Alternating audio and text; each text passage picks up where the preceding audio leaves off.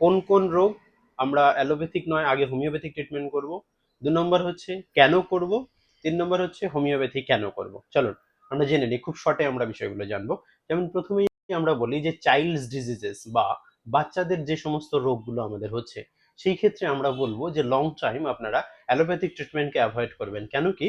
কারণ অ্যালোপ্যাথিক যে স্টেরয়েডাল যে মেডিসিনস গুলো আছে বা ইনহেলার কমন একটা হয়ে গেছে এখন, স্টেরয়েডাল বা ইনহেলার, এইগুলোর ক্ষেত্রে কি হতে, বেবির ক্ষেত্রে কিন্তু লং টাইম একটা সাইড এফেক্ট হতে পারে। তো সেই ক্ষেত্রে আমরা হোমিওপ্যাথির দিকে যাব। কেন কি? যে হোমিওপ্যাথি খুব ইজিলি বাচ্চারা ইনটেক করতে পারে, sweet and Fenty test easily নিতে পারে, কোনো রকম কোনো প্রবলেম হয় না, লিকুইড মেডিসিনস। তো বাচ্চাদের খেতেও সুবিধা হয় এবং সাইড এফেক্টও জিরো বলা যেতে পারে।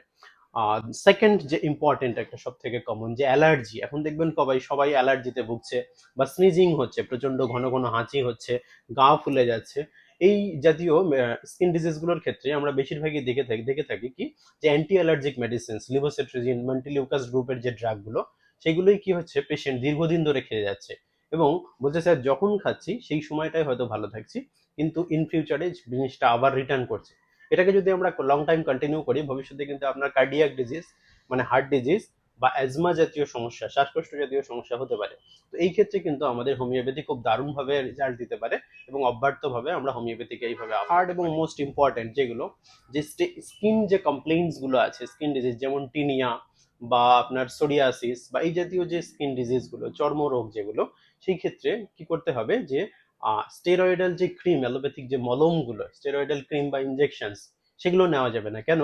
কারণ কি, এই ক্ষেত্রে স্কিন ডিজিজটা আরো কমপ্লিকেটেড হয়ে যেতে পারে, ডিসফিগারিং হয়ে যেতে পারে। আমরা অনেক ক্ষেত্রেই দেখেছি অনেক পেশেন্ট কি বলছে যে স্কিন ডিজিজটা এই মলমটা লাগানোর পরে ওই জায়গাটা স্যার সাদা হয়ে গেছে বা স্যার প্রচন্ড কালো হয়ে গেছে, ডিসকালারেশন বা ডিসফিগারিং হয়ে গেছে।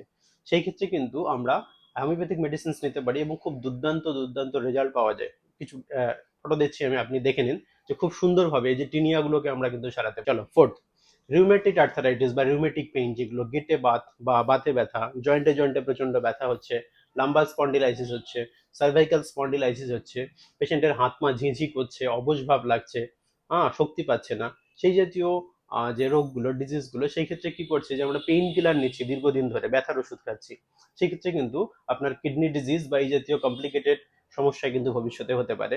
তো এই ক্ষেত্রে কি হচ্ছে, আমরা হোমিওপ্যাথিক মেডিসিনস গুলো নেব উইদাউট সাইড এফেক্ট এবং দারুণভাবে পেশেন্টকে ম্যানেজ করা যায়। সেই ক্ষেত্রে আপনাদের কিছু কিছু অ্যাভয়েডেন্স বা কিছু কিছু এক্সারসাইজ কিন্তু মেনটেন করতে হবে। নেক্সট ইম্পর্টেন্ট, কিডনি স্টোন, খুব কমন একটা প্রবলেম।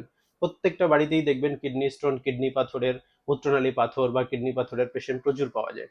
এই ক্ষেত্রে কিন্তু অ্যালোপ্যাথিক মেডিসিনের এফেক্টিভনেস কিন্তু খুব কম। খুব কম পেশেন্ট পাবেন যারা এসে বলছে যে স্যার আমরা অ্যালোপ্যাথিক মেডিসিন খেয়ে আমার কিডনি স্টোনটা বেরিয়ে গেছে, জেনারেলি খুব কম পাওয়া যায়। কিন্তু এই ক্ষেত্রে খুব কমনলি ইউজ দেখবেন কিডনি স্টোন মানেই হোমিওপ্যাথি, একটা অব্যর্থ ব্যাপার।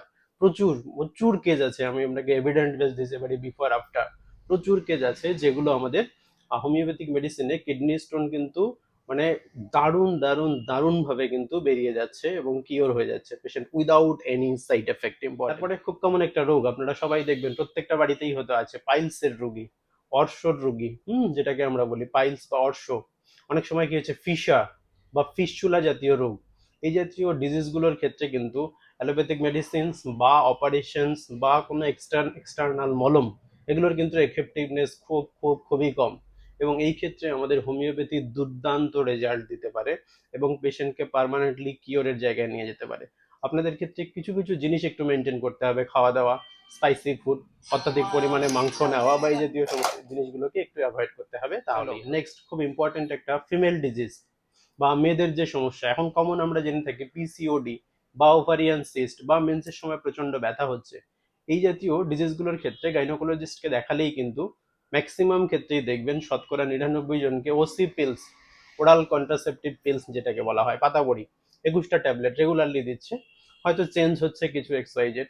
সেই পেশেন্টটাই যখন 2 মাস 4 মাস 6 মাস পর আমাদের কাছে আসছে, মোস্ট অফ দ্য টাইম আমরা দেখছি যে ডিজিজটা আরো কমপ্লিকেটেড হয়ে যাচ্ছে, প্রোল্যাক্টিন লেভেল অনেক বেড়ে যাচ্ছে, হিটসুডিজম হচ্ছে, মুখে লোম হচ্ছে, মুখে ব্রণ হচ্ছে। তো সেই ডিজিজগুলোকে কিন্তু আমরা আমাদের বেস্ট সিলেক্টেড হোমিওপ্যাথিক মেডিসিন দিয়ে দুর্দান্তভাবে ভালো রাখতে পারি, সেগুলো আপনাদেরকে খেয়াল রাখতে হবে।